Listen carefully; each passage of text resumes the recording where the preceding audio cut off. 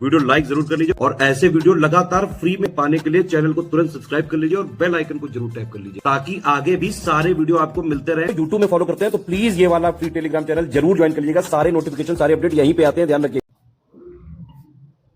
Hello friends, exam preparation में एक बार फिर से मैं प्रियंका आप सभी का बहुत बहुत स्वागत करती हूँ। आज की इस क्लास में जो मॉडर्न इंडियन हिस्ट्री का मैं रिवीजन करा रही हूँ, सेकंड चैप्टर स्टार्ट हो रहा है, मुगल साम्राज्य का पतन और विघटन। हम लोग यूरोपीय कंपनियों का आगमन और उनसे रिलेटेड जो भी महत्वपूर्ण तथ्य हैं पिछली क्लासेस में देख चुके हैं। आप न्यू है चैनल पर, देखेंगे सारी क्लास अवेलेबल हैं। इसके लिए आप प्लेलिस्ट भी देख सकते हैं जो रात को 9 बजे प्रैक्टिस सीरीज चल रही है। मैं मॉक टेस्ट सॉल्व करा रही हूँ ROA एग्जाम और UPPCS को टारगेट करते हुए। खासकर जो बच्चे ROA को टारगेट कर रहे हैं उनके लिए ये क्लासेस बहुत इंपॉर्टेंट हैं। दोपहर 1 बजे की भी और रात को 9 बजे जो मॉक टेस्ट चल रहा है, साथ में शॉर्ट्स फॉलो करते रहिए। डेली आपको 1-2 क्वेश्चन ऐसे कराए जाते हैं जो एग्जाम पॉइंट ऑफ व्यू से इंपॉर्टेंट हैं। इसके साथ ही आप कंप्लीट स्टडी मटेरियल पाने के लिए स्टडी फॉर सिविल सर्विसेज का कोर्स ज्वाइन कर सकते हैं, जो कि आपको एग्जाम ओरिएंटेड टेस्ट सीरीज सारा कंटेंट आपको अवेलेबल कराया जाएगा। जो कि कोर्स आपके लिए इसलिए महत्वपूर्ण हो जाता है क्योंकि आपको सिर्फ उतना ही स्टडी मटेरियल फॉलो करना है, उसके अलावा कुछ भी नहीं पढ़ना है और आप आसानी से सिलेक्शन ले सकते हैं। बस जो आपको डेली कराया जा रहा है उतना आपको करते रहना है। इसके अलावा आपको करंट अफेयर के लिए, हिंदी के लिए, GS के लिए कोई भी अदर सोर्स फॉलो नहीं करना पड़ेगा। डिस्क्रिप्शन बॉक्स में मैंने नंबर प्रोवाइड किया, आप उन पर कॉल या मैसेज करके जानकारी ले सकते हैं। अदरवाइज कोर्स ज्वाइन करने के लिए आप स्टडी फॉर सिविल सर्विसेज का ऐप डाउनलोड करके भी कोर्स परचेज कर पाएंगे। तो आपके कोर्स से रिलेटेड छोटी सी जानकारी, कोई अन्य जानकारी के लिए आप कमेंट कर सकते हैं, मैं आपको इन्फॉर्मेशन प्रोवाइड कर दूंगी। तो मुगल साम्राज्य का पतन और विघटन हम लोग आज देखने वाले हैं। इसमें आपको ये जरूर पता होगा कि मुगल साम्राज्य एक समय आप काफी वर्चस्व उसका रहा है और बाद में जब औरंगजेब की मृत्यु हो जाती है उसके बाद कोई भी ऐसा शासक नहीं आता है जो उनकी सत्ता को वैसे ही आगे संभाल सके। ठीक है, धीरे धीरे औरंगजेब के बाद विघटन प्रारंभ हो जाता है, इसका पतन प्रारंभ हो जाता है, उसी को आज हम लोग देखने वाले हैं। तो 18वीं शताब्दी के पूर्वार्ध में महान मुगल शासन की शक्ति और प्रतिष्ठा का भारी पतन हुआ। मुगल शासक औरंगजेब की मृत्यु कब हुई? तो 3 मार्च 1707 को अहमदनगर में हो गई थी।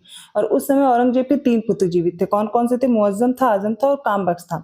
तो औरंगजेब की गलत नीतियों ने मुगल साम्राज्य की स्थिरता को छीड़ कर दिया था, लेकिन सेना और प्रशासनिक व्यवस्था नामक जो 2 स्तंभ थे वो 1707 तक खड़े रहे थे। ठीक है, जजाऊ का युद्ध होता है, क्यों? क्योंकि देखिए इनकी मृत्यु के बाद अब क्या होता है, आपस में ही इनका संघर्ष शुरू हो जाता है। 18 जून 1707 को जजाऊ का युद्ध हुआ था। ये डेट इसलिए इंपॉर्टेंट है याद करना, एग्जाम में क्रोनोलॉजी में आ सकती है। तो इस युद्ध में बहादुर शाह ने आजम को पराजित करके मार डाला। बीजापुर युद्ध होता है 1709 में।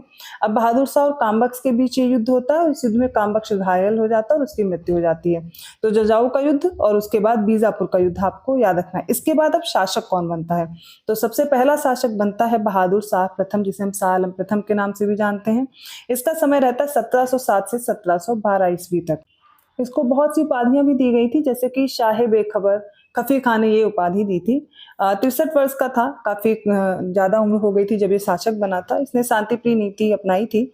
1689 से मुगलों की कैद में रह रहे शिवाजी के जो पौत्र थे साहू जी, इनको इसने मुक्त कर दिया था और मराठों से भी मैत्रीपूर्ण संबंध बनाने शुरू किए थे। इसके समय में जो सिख नेता था बंदा बहादुर, इसने 1710 में सरहिंद को जीत लिया, लेकिन 1711 में मुगलों ने फिर से सरहिंद को वापस जीत लिया था। अब इसके दरबार में 1711 में एक डच शिष्टमंडल आया था। ये याद रखिएगा कि किसके दरबार में आया था, किसके समय पर आया था। तो ये याद रखिएगा 1711 में बहादुर शाह प्रथम के समय आया था। इनके स्वागत में एक पुर्तगाली स्त्री ने महत्वपूर्ण भूमिका निभाई और इस पुर्तगाली स्त्री जूलियाना को बीवी और फिदवा की उपाधि भी दी गई थी। बहादुर शाह प्रथम के लिए सर सिडनी ओवल का कथन है कि यह अंतिम मुगल सम्राट था जिसके विषय में कुछ अच्छे शब्द कहे जा सकते थे। अब इसकी मृत्यु कब हो जाती है? तो इसकी मृत्यु होती 27 फरवरी 1712 में। एक बार फिर से अब उत्तराधिकार का युद्ध शुरू होगा, क्योंकि इनके मरने के बाद फिर से वही चीजें प्रॉब्लम शुरू हो जाएंगी कि किसको शासन मिलेगा, फिर आपस में संघर्ष करने लगेंगे।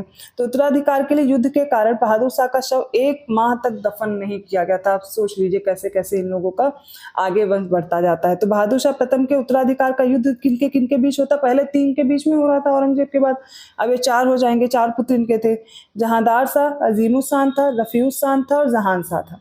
तो ये 4 थे, इनके बीच में उत्तराधिकार के लिए युद्ध होता है। लेकिन ईरानी दल उस समय सक्रिय था और उसका नेता था जुल्फिकार खान। इसकी सहायता से अब जो जहांदार शाह है ये सम्राट बन जाता है। तो जहांदार का समय क्या रहता है? 1712 से 1713। आप देख रहे हैं 1 साल तक रहता है। इसका वास्तविक शासन इसके जो प्रधानमंत्री थे वजीर जुल्फिकार खां के हाथ में था। तो जहांदार शाह ने आमेर के जो राजा थे सवाई जयसिंह, इनको मालवा का सूबेदार नियुक्त किया और मिर्जा की उपाधि दे दी थी। इसने मारवाड़ के राजा अजीत सिंह को गुजरात का सूबेदार बनाया और इन्हें महाराजा की उपाधि दी। जहांदार शाह के समय पर जजिया कर समाप्त कर दिया गया था और जहांदार शाह जो थे ये लाल कुंवरी नामक एक वेश्या था, इससे प्रेम करता था और जहांदार शाह ने मराठों को दक्कन में चौथ और सरदेश मुखी ये वसूल करने का अधिकार दे दिया था। ठीक है, लेकिन इसकी वसूली कौन करते थे? तो मुगल अधिकारी ही करते थे। फिर फर्रुख सियर ने सैयद बंधुओं की सहायता से 11 फरवरी 1713 में सम्राट को पराजित कर दिया। ठीक है, तो खफी खां का क्या कथन था कि नया शासनकाल चारणों और गायकों, नर्तकों और नाट्य कर्मियों के समस्त वर्गों के लिए बहुत अनुकूल था, क्योंकि ये आपको पता है जो वेश्या थी उससे प्रेम भी करते थे और उन्हीं सब में ये मग्न रहता था। तो जहांदार शाह मुगल राजवंश में ऐसा प्रथम बादशाह था जो शासन कार्य के नितांत अयोग्य सिद्ध हुआ था और उसने तत्कालीन शक्तिशाली अमीर जो जुल्फिकार खां, इसकी सहायता से ही गद्दी प्राप्त की थी। ठीक है, तो जुल्फिकार खां का यहाँ पर रोल था और उसी के हाथ में शासन सत्ता भी थी। अगला शासक आता है फर्रुख सियर जो 1713 से 1719 तक रहता है। ठीक है, तो मुगल दरबार के हिंदुस्तानी दल के नेता थे सैयद बंधु अब्दुल्ला खां और हुसैन अली, इनकी सहायता से सिंहासन पर बैठा था। कौन किसके सहायता से बैठ रहा है गद्दी पर, यह भी ध्यान रखना, आपसे पूछा जा सकता है। इसने अब्दुल्ला खां को प्रधानमंत्री अर्थात वजीर का पद दे दिया और हुसैन अली को मीर बख्शी नियुक्त कर दिया। फर्रुख सियर द्वारा अब्दुल्ला खां को दी गई उपाधियां भी कुछ थी, जैसे कि नवाब कुतुब अल मुल्क या अमीन उद्दौला, सैयद अब्दुल्ला खां बहादुर और जफर जंग सिपहसालार यारे वफादार, बहुत सारी उपाधियां दे रखी थी, वो आप देख सकते हैं। और हुसैन अली को भी कुछ उपाधियां दी थी, जैसे उमादतुल मुल्क, अमीरुल उमरा और बहादुर फिरोज जंग और सिपह सरदार।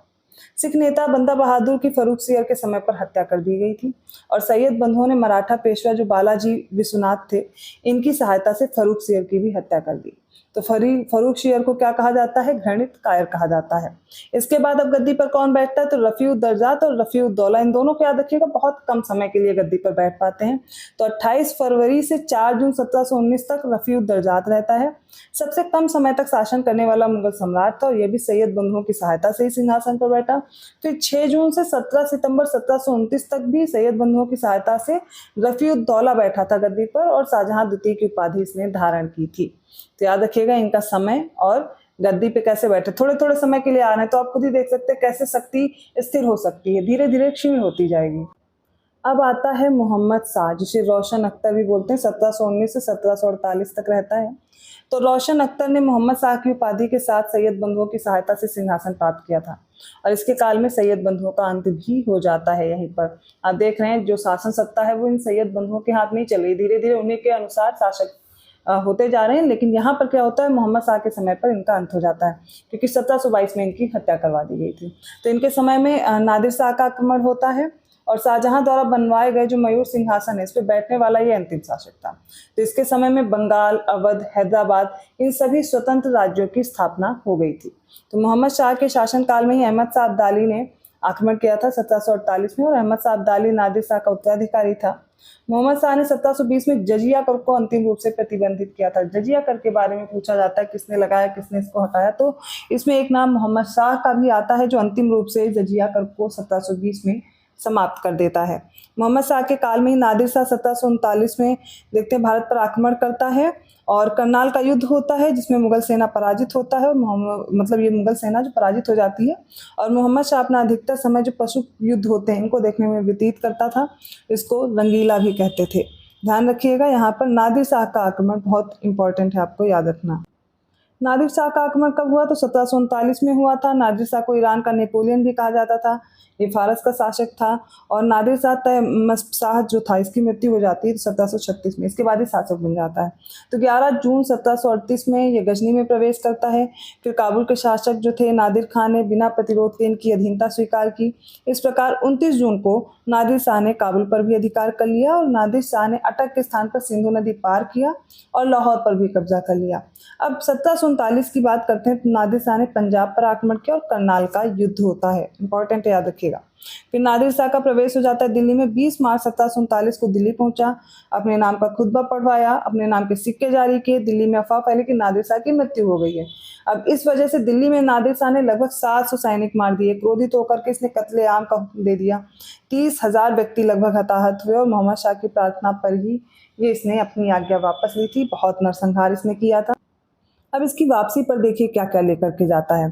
तो दिल्ली से वापस लौटते समय नादिर शाह ने अपने साथ 30 करोड़ रुपए नगद लिए, सोना चांदी हीरे जवाहरात के अतिरिक्त 100 हाथी, 7,000 घोड़े, 100 हिजड़े, 10,000 ऊँट, 130 लेखपाल, 200 लोहार, 100 पत्थर तराश और 200 बढ़ई लेकर यहाँ से गया था। देखिए, तो नादिर शाह शाहजहां द्वारा बनवाए गए तख्ते ताउस को भी ले गया था, मयूर सिंहासन जिस पर कोहिनूर हीरा था, और वो उसको अपने साथ ही ले गया। इसके बाद मुगल सम्राट ने अपनी पुत्री का विवाह नादिर शाह के पुत्र नसीरुल्लाह मिर्जा से कर दिया था। कश्मीर तथा सिंध नदी के पश्चिमी प्रदेश नादिर शाह को अब मिल गए थे। अब नादिर शाह ने मोहम्मद शाह को पुनः मुगल साम्राज्य का शासक घोषित कर दिया था। खुतबा पढ़ने और सिक्के चलाने का जो अधिकार था वो भी इसको वापस दे करके जाता है। अगला जो शासक है वो सम्राट अहमद शाह आता है, 1748 से 1754 तक रहता है। और मुगल जो मोहम्मद शाह था, इसका एक पुत्र था, उधमबाई नर्तकी थी, इनके गर्भ से ये जन्मा था। इसके शासनकाल में अहमद शाह अब्दाली ने भारत पर आक्रमण किया था। तो अहमद शाह के समय पर अहमद शाह अब्दाली आसानी से याद किया जा सकता है। इसने अपने पीछे के सरदार जावेद खान को नवाब बहादुर की उपाधि प्रदान की थी। और अहमद शाह अब्दाली ने कुल 7 बार भारत पर आक्रमण भी किया था। अगला सम्राट कौन है? अहमद आलमगीर द्वितीय है। ठीक है, 1754 से 1758 तक रहता है। इसका नाम था अजीमुद्दीन। यह अपने वजीर इमादुल मुल्क का कठपुतली शासक था। तो 1757 में दिल्ली से वापस लौटते समय अहमद शाह अब्दाली ने आलमगीर द्वितीय को सम्राट बनाया था।